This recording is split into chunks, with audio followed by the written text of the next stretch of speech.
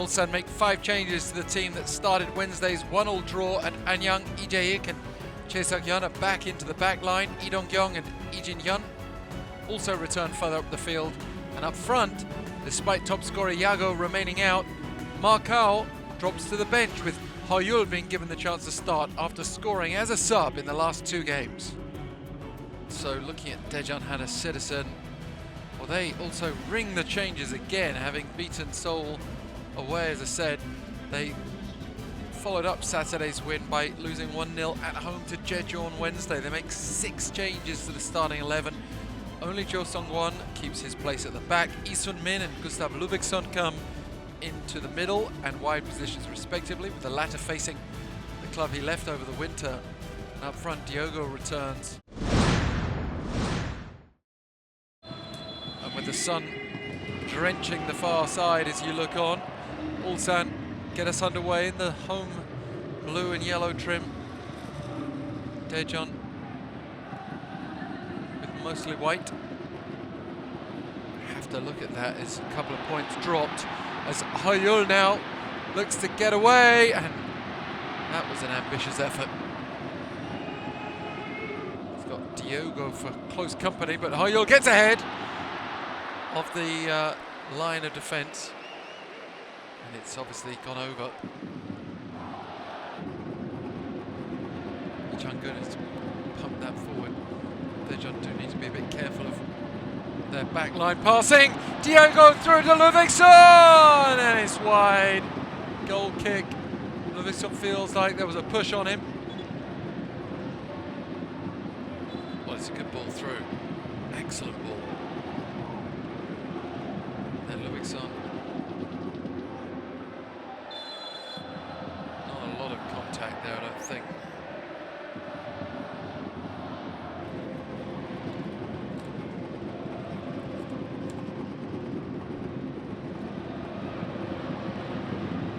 Massa with a searching ball. Ludvigsson gets on the end of it again, and this time makes no mistake. Well, Ulsan, you can't say they weren't warned. It's been wave after wave of Daejeon break and attack, penetrating that Ulsan back line, and that was no stroke of luck. One of the first names on the team sheet, certainly onside as the ball's played. It's a poor touch from Chae Seok-yeon. Just can't defend it. You feel like he just needs to get his body in the way, anything. Jung Jae-hee inside to Massa. Massa finds Ludvigsson. Ludvigsson turns back to Massa. Daejeon still threatening. And Massa! That had to be held. Diogo was waiting to tap it home if Choi Han-woo had spilled at all.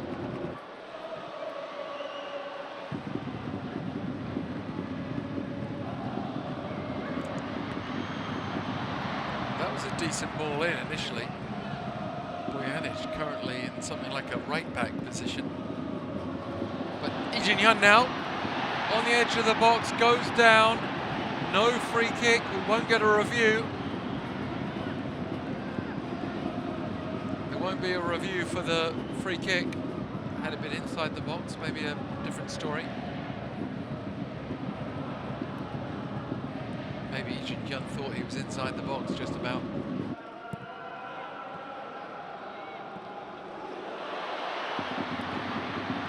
Turning round by Hoyul. That's what he's there for. That's why he's been given the start by his manager. Wants to keep that scoring momentum going. That was much better from him, forcing the first real save from Lee Chang-gun in this game. But he was equal to it. And Bojanic now trying to play it inside. Hoyul lets it run. Lee Jin-hyun back to Lee Dong-kyung, and it's straight at the keeper.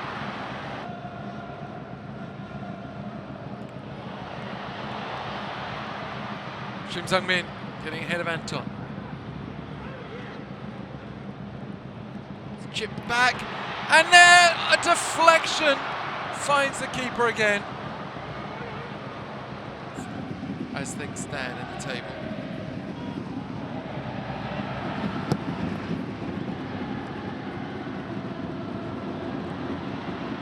Massa. Oh, it's a great turn from Massa. That's a decent strike, but far too close to the keeper. Hit it well.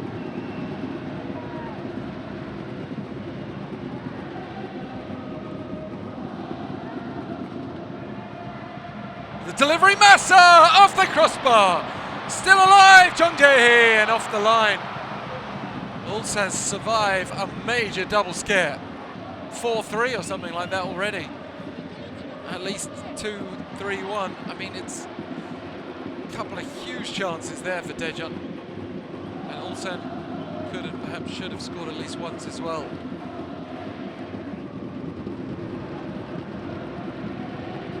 Hoyul. Ijin with a flick on. Lee stopped because he was standing in offside position. Now, with a high boot, he's going to be booked here.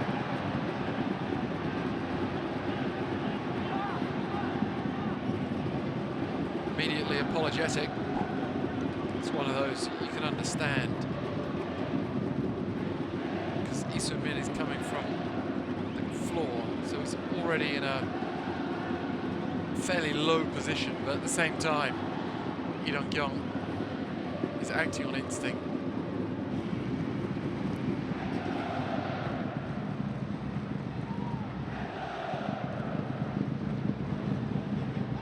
Diogo fighting with Jong Sung-hyun, creating the space. Kim Bong-soo with a touch. Then Diogo!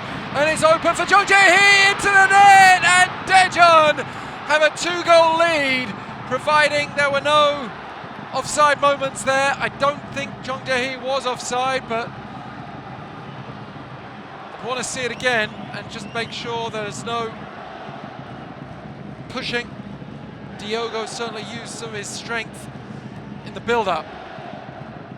So Jung Jae-hee looks for options in the middle. Swung outfield, it's struck goalward and has crept into the net. Well, this is just astonishing. An Ulsan collapse. It's a lovely ball in.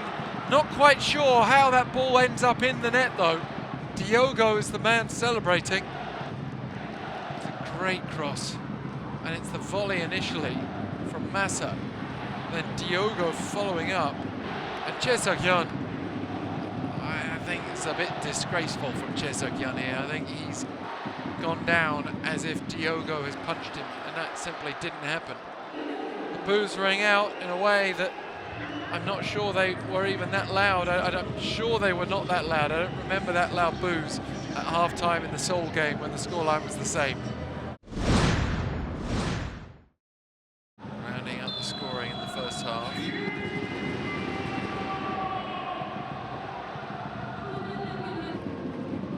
Daejeon came into this game with just 7 goals scored in 9 games.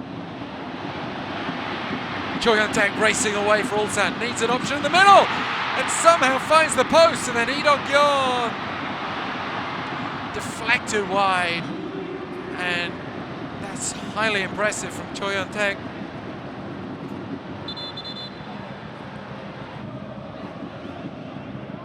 Only teams showing regularity at Gwangju in the losing department and Seoul in the winning department. Here's Massa, and that's a great goal! It's the Seoul game all over again for Ulsan.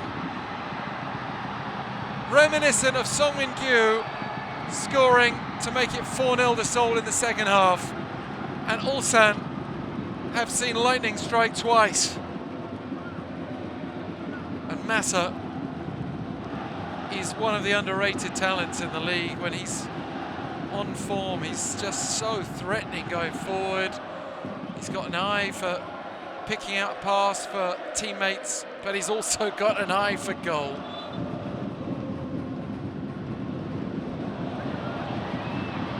Here's Diogo. Oh, Diogo with the air kick. Jung Jae-hee with a shot that flicks up off of Shim Sung-min. And Massa! It's hit the crossbar on the way through. Never really looked like it was going to dip in time, but because they already brought Lee Hyun-sik on. And they've got central defender, a couple of wide defenders, they've got attacking players, but not really a central midfielder to come on for Kim Bong-soo. Here's Massa. Jung Jae-hee. Cross looking for Diogo, well short of him. Some tired legs out there now for Daejeon. Well, if Ulsan do find a goal, you can at least try to build on that. And Troyak flick on from Cho Hyun-taek, and it landed at Troyak's feet. First touch for him from the bench. Lee Kyu-sung to Lee Kyun with a chip cross. Troyak, Lee Dong-kyung, and again Lee Dong-kyung, and block. It's the same old story for him all day long, and he can't believe it. Credit to Daejeon's defence. Lee Kyu-sung's cross. And Troyak with a header, headed off the line. Daejeon with an answer to everything. Anton, what a story it would be if they came from 3-0 down, and how that would look for Ulsan when they had a similar scenario. In fact, the very same scoreline at half-time as Ulsan's latest attack also goes wide. Markau in the middle, and Kim Bong-soo wins it in midfield, and then keeps the passing going. You can see that Kim Yeon-uk is playing the deeper midfield role, and for now, as Joo Min-kyu forces a corner.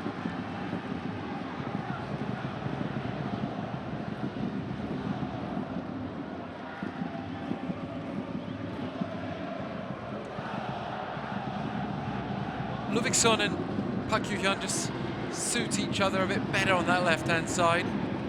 So Jin-soo does well to find Massa there, and Massa's shot. The low save from Cho Hyun-uk. Here's So Jin-soo, and that's better from him. Shot on target.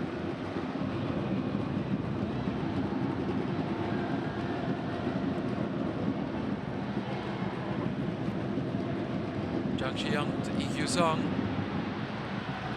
Still, Ulsan can't find Markau, but Lee Dong-kyung makes it 4-1, and the clean sheet's gone.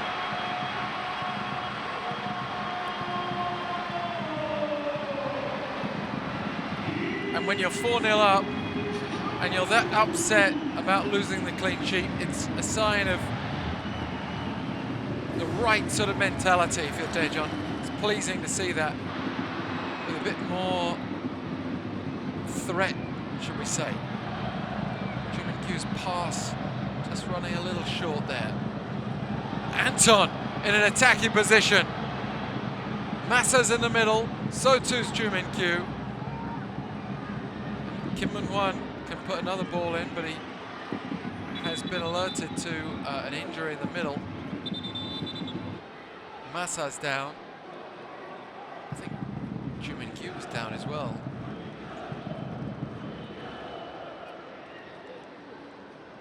Yeah, you can see. Ulsan still pushing for a goal, as if it would change the outcome. Oh, it's a handball. Lee Dong-kyung has put it in the net, but it struck his hand on the way through. Protest he might, but, well, you heard me say it, I'm sure, before he even hit the ball.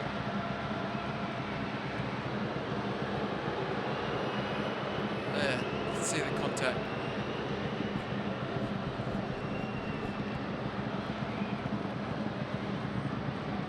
And he instinctively pulls his hand away. He knows what he's done, but not been able to convert so many of the chances that have fallen his way, and he strikes the ground. Boos ring out again, despite some of the cheers of support that we heard during the second half. Daejeon with the same scoreline as Seoul at this stadium, 4-1. And how many more times can Ulsan do this before they completely plummet out of the title race? Remaining second for now, 10 games in. Seoul with daylight of 8 points between them and second.